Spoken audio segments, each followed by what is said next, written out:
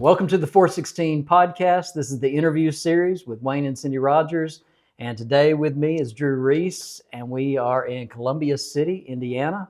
And we're going to talk about some things, and hope to introduce you to the congregation here a little bit and to Drew. Drew, just take a moment, if you will, and introduce yourself to those listening and watching. So, as you mentioned, I'm Drew Reece. I'm the minister here at the Lincolnway Church of Christ in Columbia City, Indiana. I graduated Memphis School Preaching in 2019. I've been preaching here for 5 years. The first 3 years that I was here, I was with Larry Reynolds, working alongside him. But then the last couple of years, I've been by myself here. But enjoyed it. And so, as a Memphis grad, we like to always ask just kind of your experience at Memphis. You know, because I know talking to a bunch of graduates and everything. You know, well, it says, you know, it's the hardest but best 2 years. You know, so beyond the hardest and best 2 years of your life, what was your real experience at MSOP? Yeah, so Mark Reynolds was actually the one that got me to go to preaching school. Took me there for the first time. He told me that exact same thing. Said it's going to be the best 2 years, but the hardest 2 years of your life.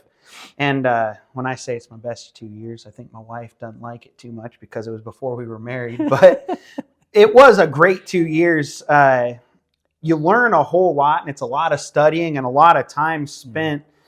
But I think you grow relationships with people there unlike any other, because you're there with people that are going through it with you. And it's the only time in my life that I've ever lived and been around Christians that consistently.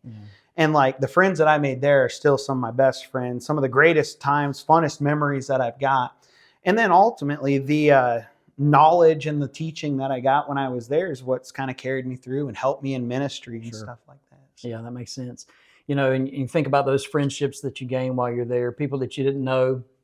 And it also gives you an opportunity to really see the church in a broader sense too while you're there. Yeah. And so that's some of the things I'm starting to realize, you know, that even going there as a student, you see brethren from all over. You know, you get to meet these men that are there to preach, but they're from all over the country. They're from all over our country, but also, you know, we've got foreign students there, you know, so all over the world. And I think that's impressive to me, just showing the greatness of the kingdom, if you will, in many ways. But it also kind of brings us then to start thinking about the church work, and so you moved up here, and you were from the area, and so this is home area for you. Absolutely. And I love that, you know, just to come back and invest your time back here, you know, so much obviously invested in you, you know, while you were here, you know, helping you learn about Christ and things like that, and I'm glad that you mentioned Mark and Brother Larry as well too. Great brethren, and I hope to get to interview them too before I leave here this week. But when I think about the work here specifically, what brought you back right here? We can kind of start there. I think you hit the nail on the head. It's that love for the people. Yeah. And it was a mindset of, look, I don't want to go and preach somewhere else and then see congregations that I care about and people that I care about struggling.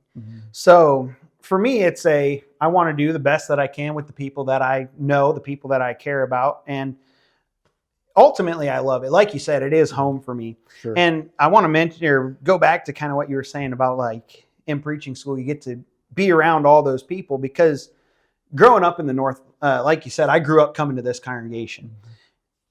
You're kind of isolated to an extent. Especially like in this congregation, we're getting a little bit better about going out and doing stuff. Like we had a group that went to polishing the pulpit and stuff this year. But you feel alone. Like when I was in school, like I thought like we were the Christians and that was it. Like when I was in elementary school, I thought the church was the Lincolnway Church of Christ and that was all that there was. Yeah.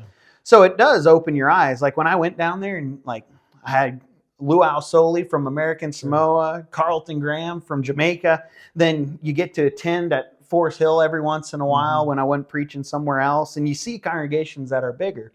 So it makes you want to bring that energy back and to kind of get to incorporate some of it. And ultimately, I wanted to introduce some of the people here to the things that are going around in the brotherhood and get them to be around other Christians and have that same feeling that I kind of got when I first left. So. Yeah, the work here at Lincolnway, Is there something specific you'd want to even highlight, about the work that you're doing right here locally?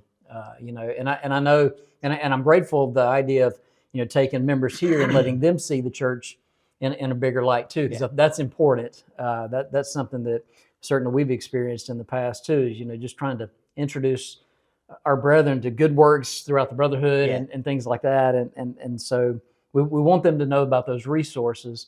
But as far as locally, what is the work of the church right here locally, if you will? Trying to get the word. We've gotten better at evangelism here, and I want to brag on a member.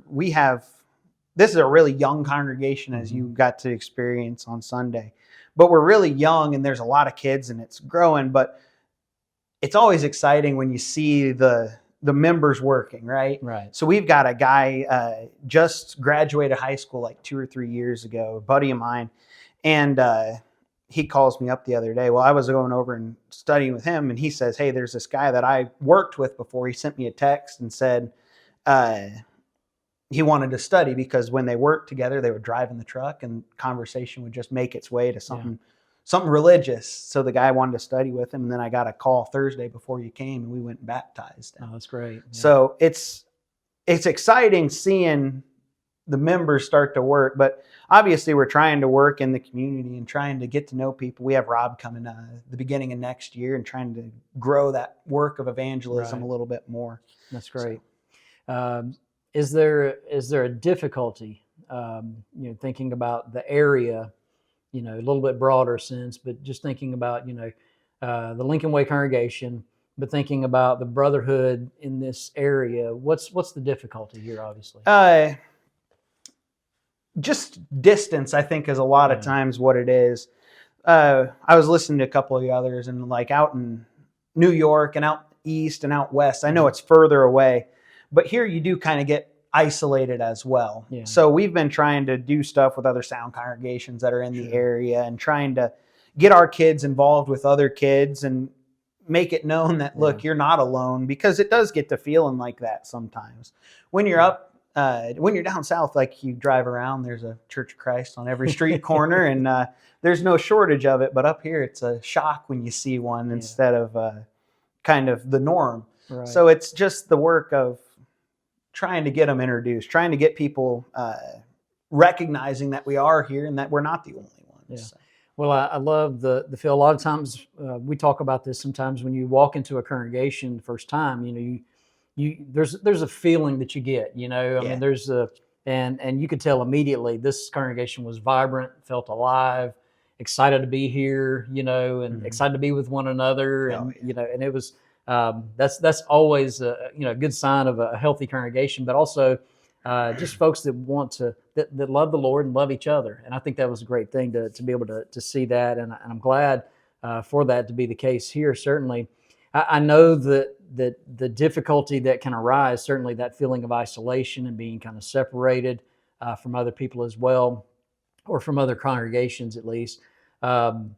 Is there something, because in the 416 Ministries, obviously part of our work is trying to build up the kingdom, build up congregations, but especially to keep preachers preaching. And so, if there's, you might want to share, if this is the case, something that, because I know that it can be discouraging because that isolated feeling and different things like that. Is there something that has helped you particularly that we might be able to share with others too? Yeah, going back to being at Memphis and the friendships that you make there, it's great to get to, like, going to Polishing the Pulpit or Memphis lectures and stuff like that. I get to see my friends and talk war stories, I guess. You get to talk about the things that we're going through. And it is like hard up here because I think I'm maybe one or two others, but we're separated from all the guys and the friends that we made and preachers, because up here there is a shortage of preachers. Right. Like, there's probably 5 or 6 congregations within a couple hours of here, and I think only 2 have a preacher that's full time. Yeah. So you don't have that same kind of support as a preacher that maybe you do in other places and other people that you get to rely on. But luckily, we live in a age where technology lets you talk to people, helps. And it does. So when I've been going through hard times, because I mean, anytime that you're in a ministry, you're going to go through difficult stuff.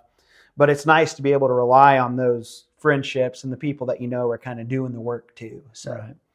Well, I think that's great, and certainly we want to make folks aware of Lincolnway congregation, what's the work that's being done here.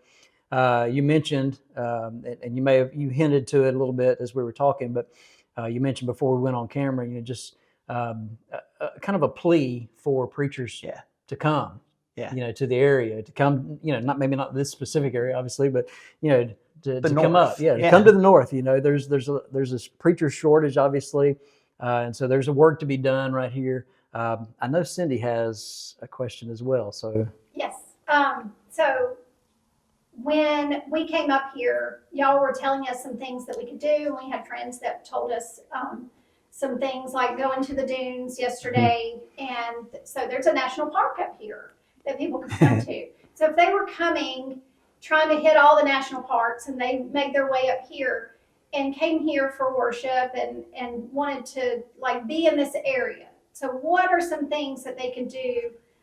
Maybe your favorite coffee shop and something else that they could do besides just the dunes. Oh yeah, I love coffee. So there's a lot of good ones. The one that we went to, and you guys brought me coffee today. Thank you for that. But it's Brew Hot's right here in Columbia City. And then mine and my wife, Maggie, our favorite one is up in Napanee. It's a little ways. So it's probably 45 minutes from here.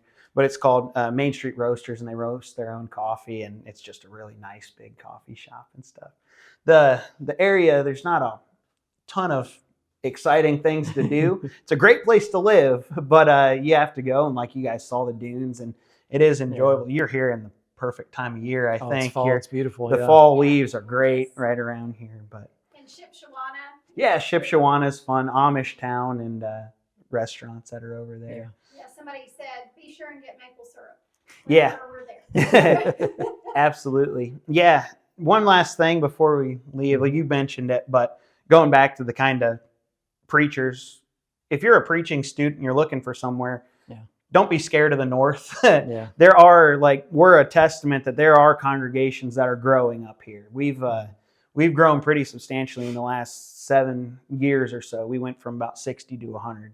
So there are congregations up here that are growing, and there's work that needs to be done. There's souls all over and people that are willing to hear you. So if you're a student, I know it's scary to leave the South, kind of, but don't be afraid to give it a shot. And that's right. It's a great place. I've been so impressed here. Y'all have plans to build onto your building. You've grown so much. And so I think it's healthy, and it may be a hard work for a few years, but you can get there, and they need sound. It's rewarding.